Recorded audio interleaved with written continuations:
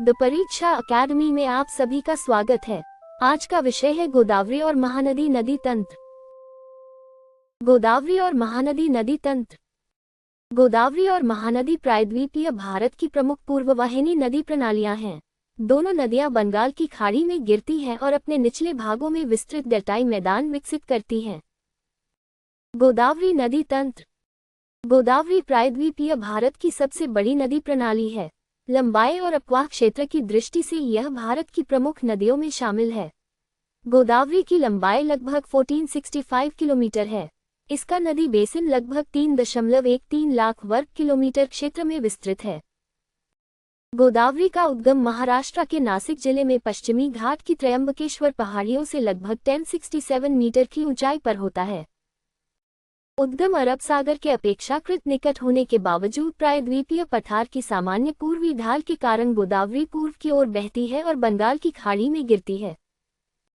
गोदावरी का मुख्य प्रवाह महाराष्ट्र, तेलंगाना और आंध्र प्रदेश से होकर गुजरता है, जबकि इसका विशाल अपवाह बेसिन मध्य प्रदेश, छत्तीसगढ़, ओडिशा और कर्नाटक के कुछ भागों तक विस्तृत है। गोदावरी को दक्षिण गंगा या दक्षिण की गंगा भी कहा जाता है।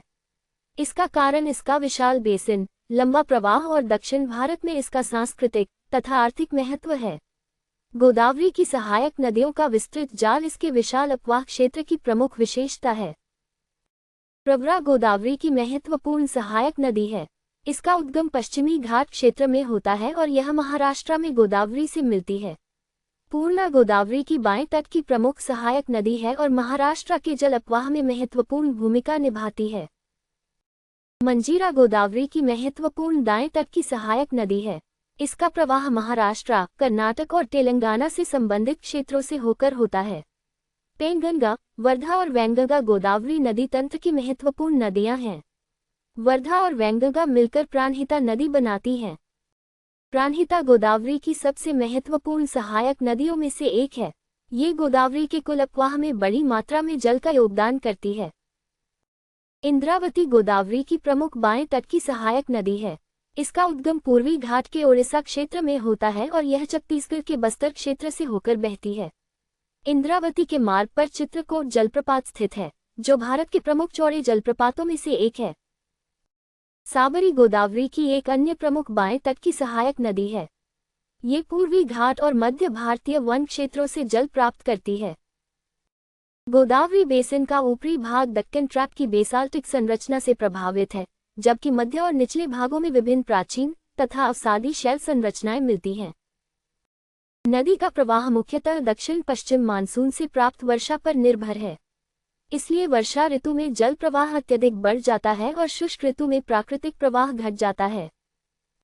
गोदावरी पूर्वी घाट को काटते हुए आंध्र प्रदेश के मैदानी क्षेत्र में प्रवेश करती है। इस भाग में नदी का स्वरूप पर्वतीय घाटी से विस्तृत मैदानी नदी में परिवर्तित हो जाता है।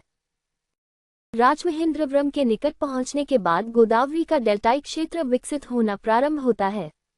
डेल्टा क्षेत्र में गोदावरी अनेक वितरिकाओं में विभाजित होकर बंगाल की खाड़ी में गिरती है। गौतमी और वशिष्ठ इसकी प्रमुख डेल्टाई शाखाओं में शामिल हैं। गोदावरी डेल्टा अत्यंत उपजाऊ जलोढ़ क्षेत्र है। यहाँ धान की खेती, सिंचाई, मत्स्य पालन और जलीय कृषि का विशेष महत्व है। गोदावरी डेल्टा के समुद्र तटीय भाग में मैंग्रोव और ज्वारीय आर्द्र भूमियां विकसित हैं। कोरेंगा मैंग्रोव क्षेत्र इसका प्रमुख उदाहरण है। जयकवाड़ी परियोजना महाराष्ट्र में गोदावरी नदी पर स्थित महत्वपूर्ण बहुउद्देशीय परियोजना है और सिंचाई तथा जलापूर्ति में उपयोगी है। श्रीराम सागर परियोजना तेलंगाना में गोदावरी पर स्थित प्रमुख सिंचाई परियोजना है। पोलावरम परियोजना आंध्र प्रदेश में गोदावरी पर विकसित की जा रही प्रमुख बहुउद्देशीय परियोजना है, जिसका संबंध सिंचाई, जल स्थानांतरण और जलविद्युत उत्पादन से है।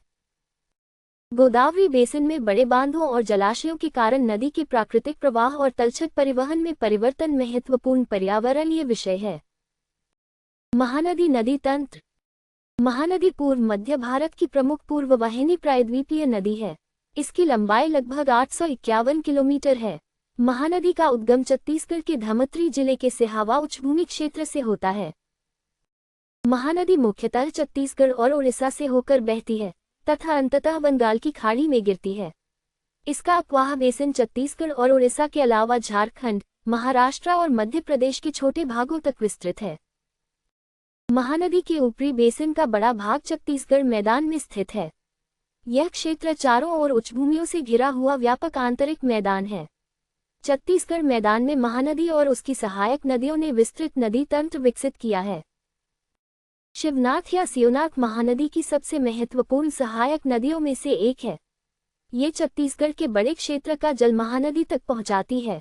हसदेव महानदी की प्रमुख उत्तरी सहायक नदी है। इसका जलग्रहण क्षेत्र उत्तरी छत्तीसगढ़ के खनिज और वन क्षेत्रों तक विस्तृत है। मान महानदी की उत्तरी दिशा से मिलने वाली महत्वपूर्ण सहायक नदी है। एब महानदी की प्रमुख सहायक नदी है और इसका बेसिन छत्तीसगढ़ तथा उड़ीसा के कोयला क्षेत्रों से संबंधित है। ओंग और तेल महानदी की महत्वपूर्ण दक्षिणी सहायक नदियां हैं। तेल नदी महानदी की प्रमुख दाएं तट की सहायक नदी है और पश्चिमी उड़ीसा के विस्तृत क्षेत्र का जल एकत्र करती है। महानदी का जल प्रवाह मुख्यतः मानसूनी वर्षा पर निर्भर करता है। दक्षिण पश्चिम मानसून के दौरान इसके बेसिन में भारी वर्षा होने से नदी में जल की मात्रा तेजी से बढ़ सकती है। महानदी अपने ऊपरी भाग में अपेक्षाकृत पठारी और मैदानी क्षेत्रों से होकर बहती है तथा उड़ीसा में प्रवेश करने के बाद विभिन्न उच्चभूमियों और घाटियों से गुजरती है। संबलपुर के निकट महानदी पर हीराकुंड बांध बनाया गया है। इसके पीछे विशाल हीराकुंड जलाशय विकसित हुआ है। हीराकुंड परियोजना का प्रमुख उद्देश्य बाढ़ नियंत्रण, सिंचाई और जलविद्युत उत्पादन है।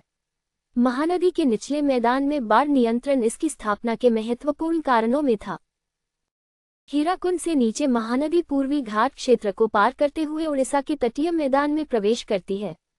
कटक के आसपास पहुंचने पर नदी का ढाल अत्यंत कम हो जाता है और व्यापक डेल्टाई निक्षेपण प्रारंभ होता है। महानदी अपने निचले भाग में अनेक वितरिकाओं में विभाजित होकर विशाल डेल्टा का निर्माण करती है। काटजोड़ी, कुआखाई, बेरूपा और देवी महानदी डेल्टाई तंत्र से संबंधित महत्वपूर्ण धाराएं हैं। महानदी डेल्टा उड़ीसा के विस्तृत तटीय मैदान का महत्वपूर्ण हिस्सा है। इसकी जलोढ़ मिट्टी कृषि के लिए अत्यंत उपयुक्त है। धान महानदी डेल्टा और निचले बेसिन की प्रमुख फसल है। नहर सिंचाई ने इस क्षेत्र की कृषि क्षमता को और बढ़ाया है। महानदी ऐतिहासिक रूप से बाढ़ प्रवण नदी रही है।